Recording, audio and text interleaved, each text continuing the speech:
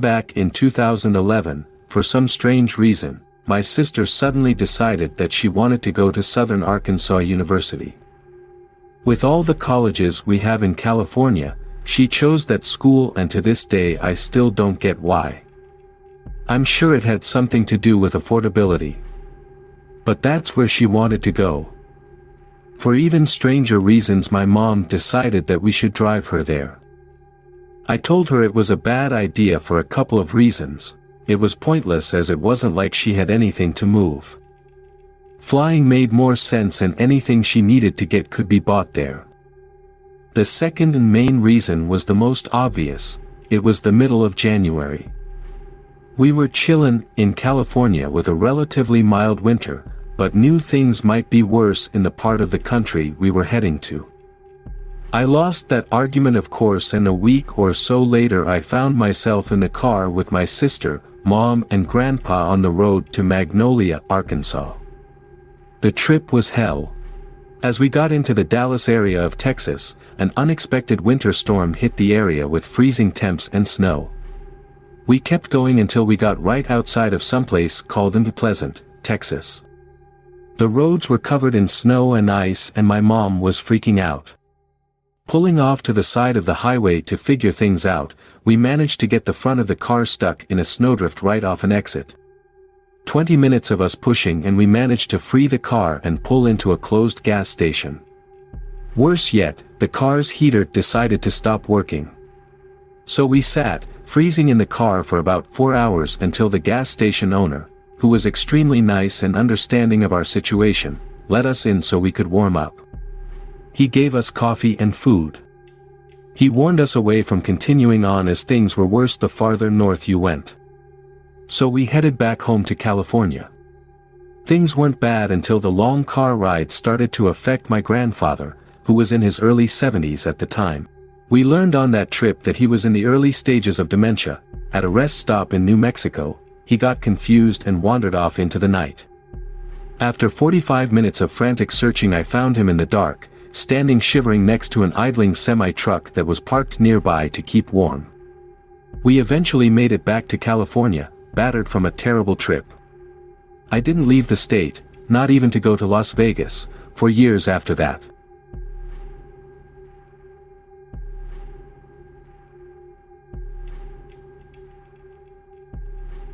Three years ago, two friends and I were driving from Texas to California. Along the way, we made quite a few stops for gas and food. Sometimes, we were so tired that we had to stop at a motel to sleep. To save money, we occasionally slept in the car at rest stops. Sleeping at a rest stop is not the greatest idea, especially without a plan or a designated stop in mind. One night, we were too tired to drive and stopped at a completely empty rest stop in Arizona. For most of the trip, I was the one driving. On this particular occasion, I was sitting in the driver's seat while my friends lay in sleeping bags in the back of the truck. I couldn't sleep and got out of the truck 3 times to walk to the vending machine by the bathrooms. Eventually, I fell asleep around 4 a.m. I didn't sleep for long. The Mountain Dew I drank went right through me, and I had to pee.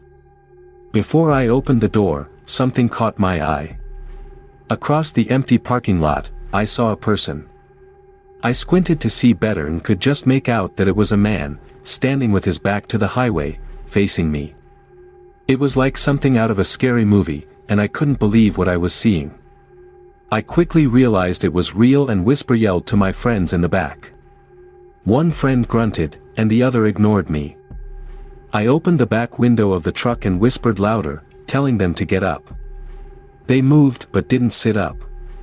I turned to look at the person again and was startled to see he had moved closer, now standing in the middle of the parking lot. I could see him much more clearly. He was dressed all in black and wore black gloves. He pointed to the field behind my truck, as if wanting me to look away. I turned over my shoulder and yelled for my friends to wake up and look. They sat up, concerned, but when I turned back to the person, he was gone. I looked around, towards the bathrooms and the field, but he had vanished. My friends, seeing how freaked out I was, jumped in the truck, and we got the hell out of there.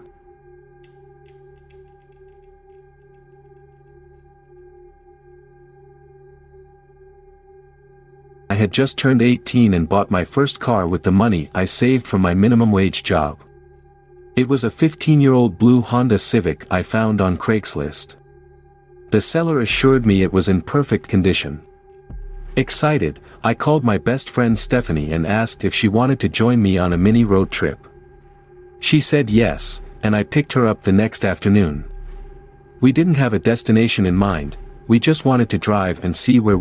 5 hours into the drive, we were on the back roads of Wyoming when my car started pouring out black smoke from the hood. Stephanie and I panicked and drove until we found a gas station that also had a mechanic shop. We pulled in with the car still smoking and asked the mechanic to take a look.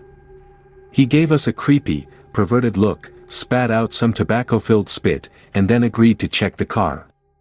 He popped the hood and discovered that the screws on the oil filter were loose, causing oil to pour out and burn, which was the source of the smoke. He said he could fix it in about 15 minutes and told us to wait inside the gas station.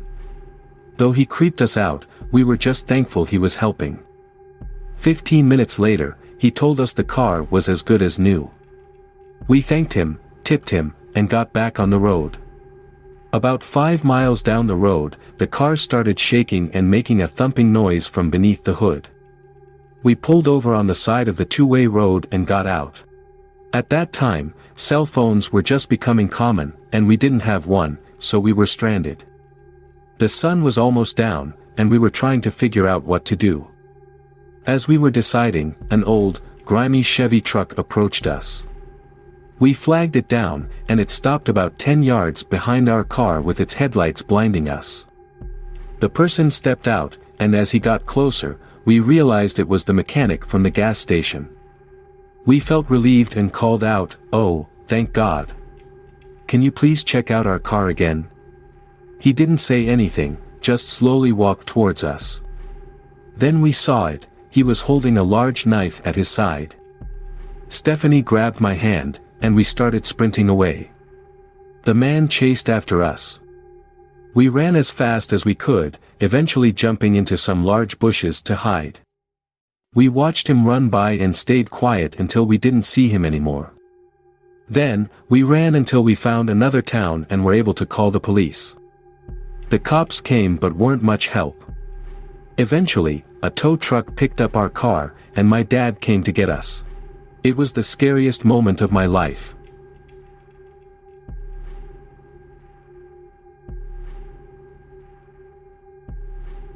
My company used to have another office in another state that was 2 states over. Most of the time I flew there, but sometimes we would have equipment or vehicles that needed to be delivered. On those cases I volunteered to make the trip and would stay at the other office for a week at a time. Sometimes I would take a rest stop at a motel, and sometimes I would break up the drive by pulling over to a rest stop and sleeping in the back of the vehicle for a bit. One time I was driving a big box truck, like a big truck you would rent at U-Haul.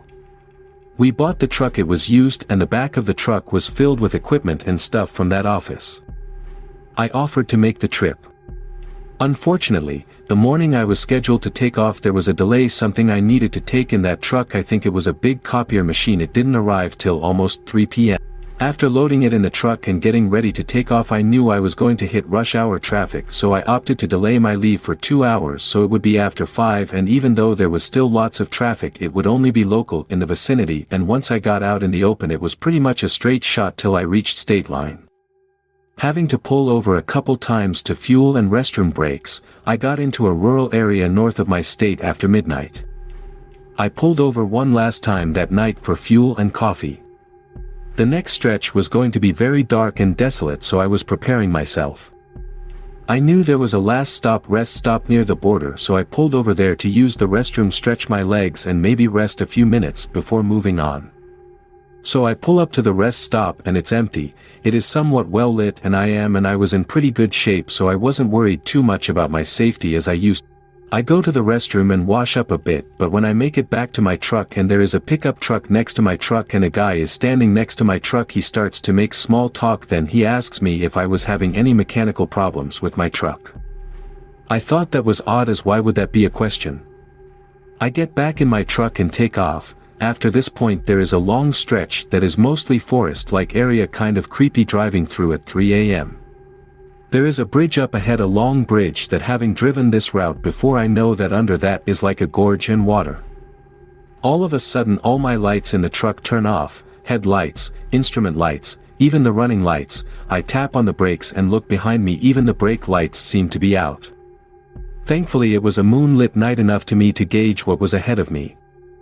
I was sort of more angry than panic, so I slam my fist on the dashboard and yell something like, "Damn truck." It was a fawn's move, because suddenly everything came back up again.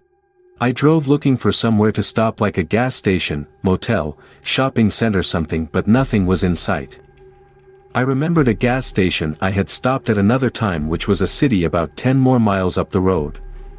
I make it to that gas station and notice that shortly after I pulled in, that same pickup truck with that guy pulled over. Now he wasn't pulling up to the pumps, but I suddenly got this chill, like, did this MF do something to my truck? I started to put some fuel in the truck, thinking about my next move. Then just as I was about to get back in my truck and try to make it on, a cop car pulls into the station and I wave at it and get out. I make some small talk to the cop and point back in the direction of the street where that pickup truck was pulled over. After I do that, he drives off. I think I asked the police about the road conditions and asked them if there is a motel or something ahead. When I get back in my truck, I decide that if that guy did do something that might disable my truck, I better pull off for the night. I kept looking behind me to see if the truck was following me. I think it was, but couldn't be sure. I make it to another town a bit larger than the one that I had left, and there was a motel. I find a motel that was next to another gas station and check in. I lock up my truck, grab my bag and keep looking around me, like expecting something to pop out. I get into my room and try to sleep, but kept looking out my window. I only slept a few minutes at a time. Then by full daybreak I check out, eat breakfast and head back on the road. I eventually make it to my office and ask them to have the truck looked at by a mechanic. I told them the issue. They reported back to me after I was back home that the mechanic found nothing wrong and they never experienced the same issue.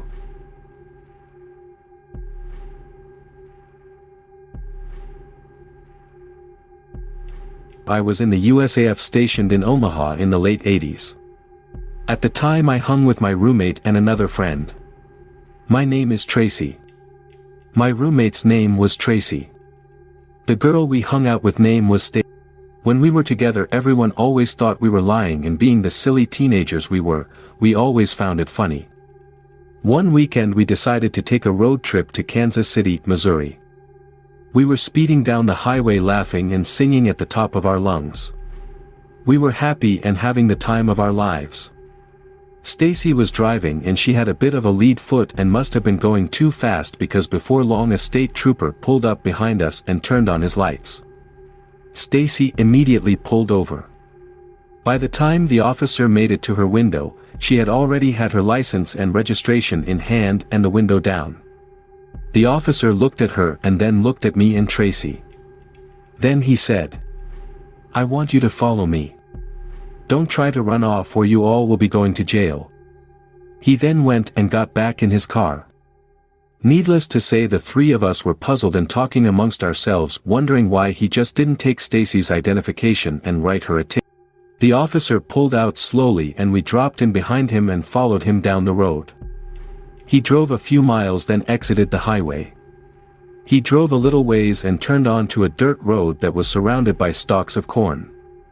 We all stopped talking as we became more alarmed.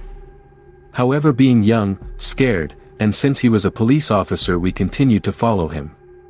The officer drove for some time down this dirt road and then pulled into an area that had a big beat-up old barn. As he stopped and we stopped behind him, a group of men with shotguns exited the barn. It wasn't until that point did we realize we were in mortal danger and panic set in.